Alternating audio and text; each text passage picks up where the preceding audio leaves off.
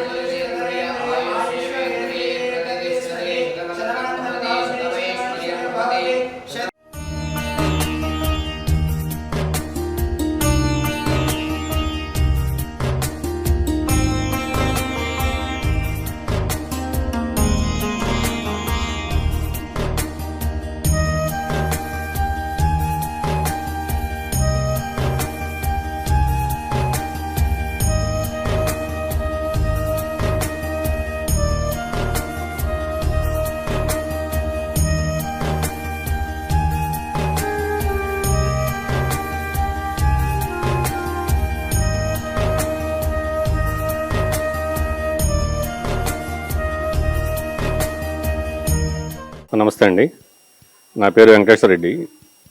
మేము విజయవాడ నుంచి వచ్చాము.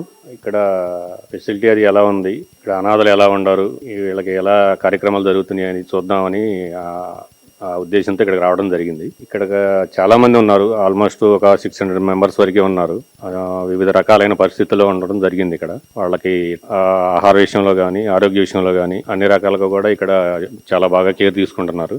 ఈ ఫెసిలిటీస్ కూడా చాలా బాగా ఉన్నాయి అనిపిస్తుంది. ఈ టీవీలో చూసాము ఎలా ఉంది అక్కడ సిచ్యువేషన్ అనుకున్నాం, కానీ చాలా బాగా కట్టారు బిల్డింగ్. అది కూడా ఇంకా కన్స్ట్రక్షన్లో ఉంది.